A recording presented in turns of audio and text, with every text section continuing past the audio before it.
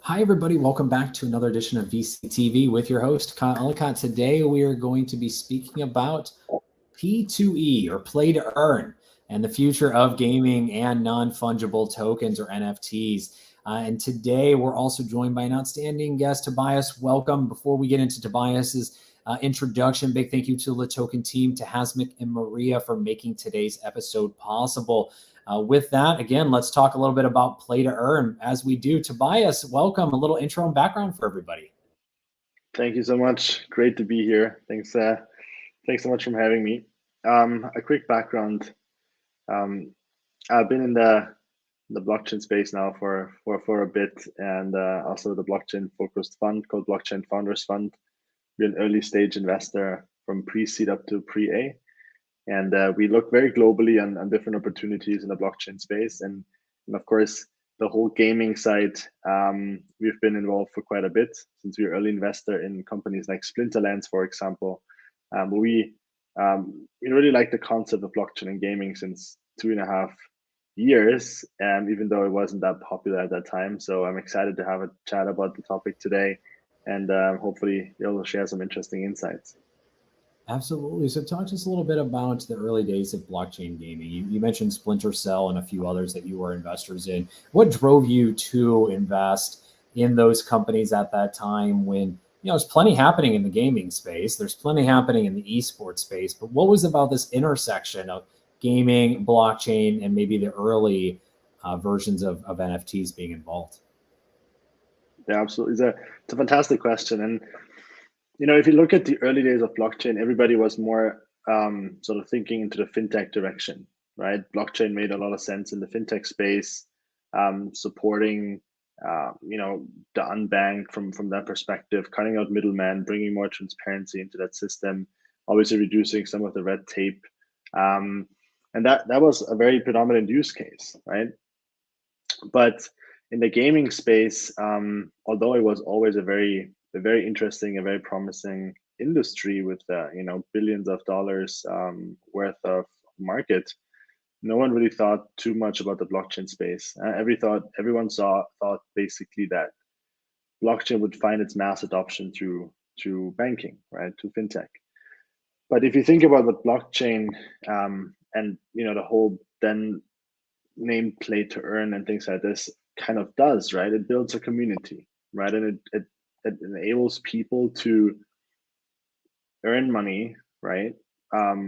Purchase digital assets in something what they already buys things, right? I mean, if you look at all the early days of the well-known games in the world, people spend already a lot of time and especially also money of buying in-game assets, of buying in-game land, of buying in-game houses, of vehicles, right, to support their gaming strategies and support their gaming desire, because it's been a hobby. And a lot of people also have already been playing it very professionally. There have been huge tournaments in China and other places of the world. So there was a huge potential, right? And why not giving those people the opportunity to actually buy something, right? Or to actually earn why they hit records, why they hit jackpots. And that's why for us, the opportunity in blockchain was very interesting from very early on, right? And although it took a long time to actually become interesting for the masses, and now we obviously see that this space grew tremendously over the last year, 1.5 years, right? With Axie Infinity coming up and things like this. Exactly. And as it's growing, I mean, where do you see things progressing over the next, call it 6 to 8 months or 6 to 9 months? Because we've got the early injection, pardon me, of non-fungible tokens and how this may or may not play a role in terms of in-game and external assets. But things are moving pretty fast. You've got the world of esports starting to, and maybe that's not saying it politely enough for how fast it really is moving, but you've got the world of esports that's continuing to thrive in various parts of the world. You're seeing what you just kind of painted as a picture, but where do we go in this short period, this next 6 to 9? What do things look like? How do things change when it comes to the play to earn model? Yeah, again, a very interesting question. We think a lot about this from a fund perspective. So I think there's two developments you're going to see, right? And kind of like trying to draw the picture a little bit. In the very beginning, if you look at the games, it was basically card games, right? It was simple or simpler features, simpler graphics, and people like it, right? People love it because it is interesting. If the game is built strong and you have that sort of addictive feature in a sense, which wants you to come back and play, people are going to like these games. Now, moving forward, what we already see right now is that a lot of AAA games come up who have a tremendous storyline, tremendous graphic coming up. Although they've been in the early stages and they're typically not driven by the bigger game publishers such as EA, Activision, or Tencent.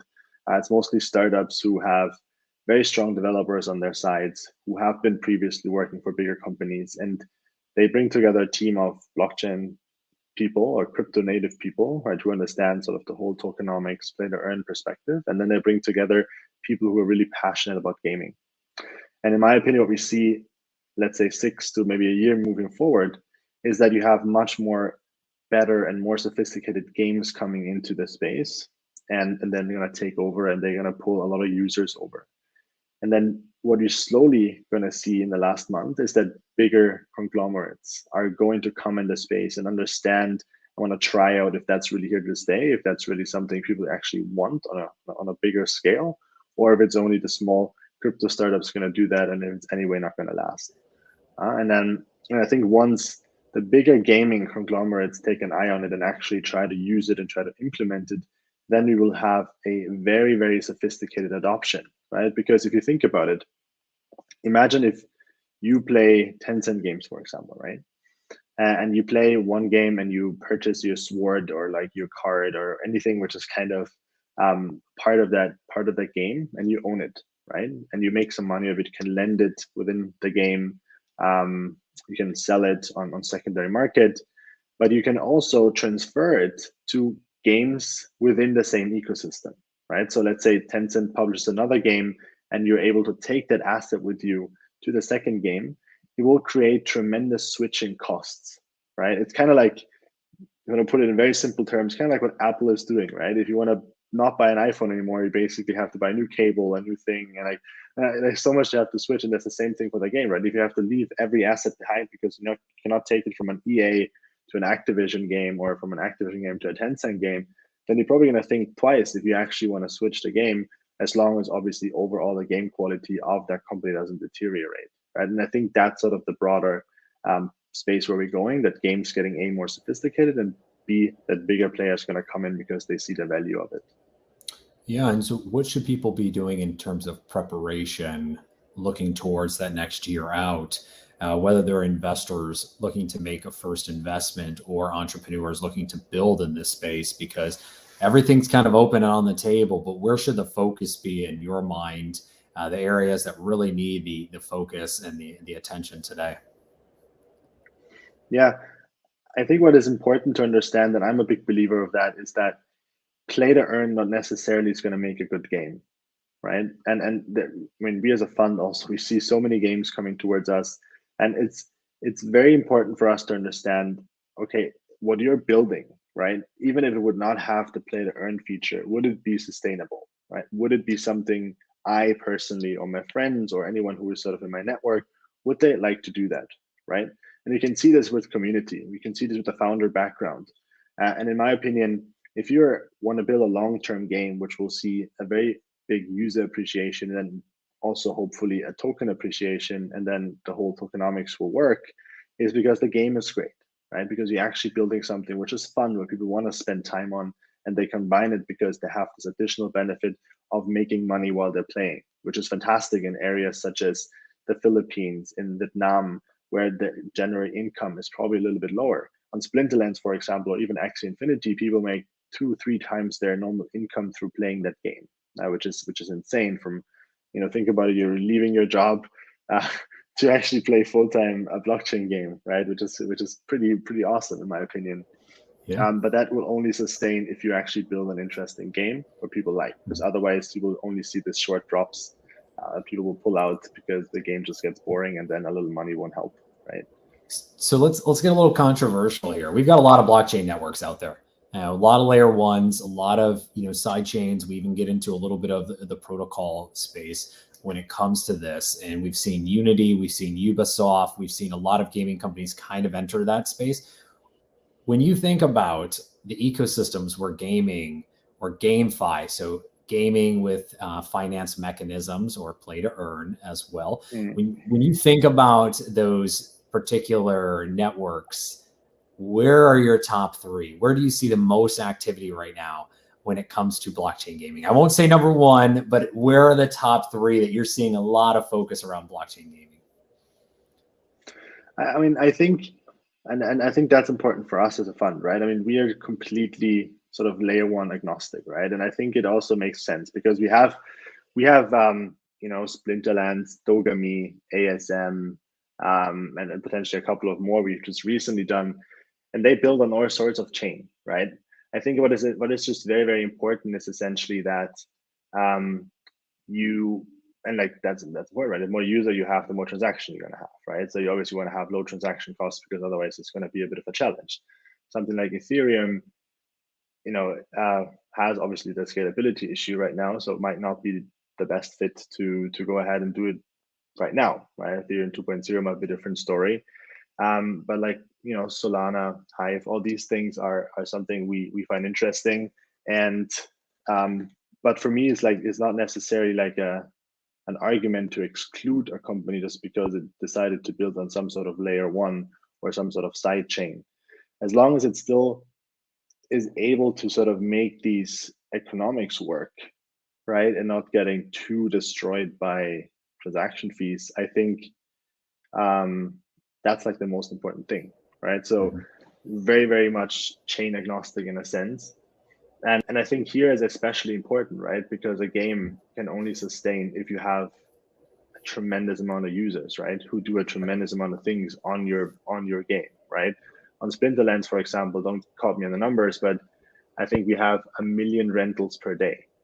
Wow. Right? Just to put this in perspective, right? And that's just the rentals. Then you have obviously the fights, right? Then you have people new joining. Then you have people staking, right? There's so much transactions going on in a game where it's not just like, oh yeah, I'm buying and selling a token. Like we have to think like much further ahead, is in terms of you can even rent, right? You could probably even like use it as some sort of collateral to buy in-game assets if you have something strong, right? So there's so much happening. So for us, that is really the key point, is like figuring out what makes sense and what doesn't make sense, right? And also depends on what the vision of the game is. The layer one will essentially be, or the sidechain will essentially be changing, right? I mean, that's just my perspective on it. And there will be a lot of, I mean, there will constantly be more layer ones popping out, in my opinion, who can, or sidechains who would probably going to solve something better than the other ones. And it also depends on grants, right? I mean, it's so much to think about when you choose that it's, in my opinion, just challenging to give like the top three. I mean, you obviously know which ones are building good right now, and then Ethereum is probably not something where I see most games on, but just like that's like how I want to put it. Well, and you gave your top few, so we're good there. So Tobias, talking about vision, GameStop yesterday and earlier this week have continued to push into this world of gaming and Web3, and are now looking to hire ahead of Web3 gaming. In your opinion, in today's closing thoughts, what does this mean for the industry as GameStop looks to hire someone specifically focused on the future of Web3 gaming? I mean, it's exactly what I mentioned before, right?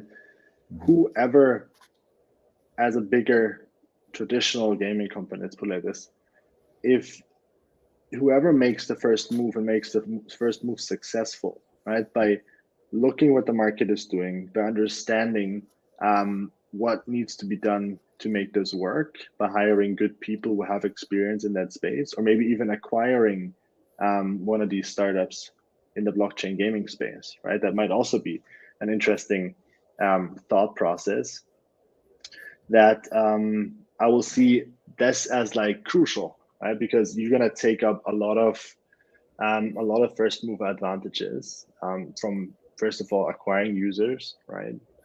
Talent, but also making a name in the crypto space and in sort of using it as some sort of marketing mechanism to get your name out there and do something ordinary, do something interesting where people look into, and potentially also attract funding, right? And I think that would now needs to happen because a lot of traditional game developers or even blockchain developers, they're now moving into the space because there's so much money to make, right? So why would I technically go as sort of a mid developer into a big company when I could go as a CTO in a startup where they launch a token on 100 million valuation and then sold out 15x overscribed in like 48 hours, right?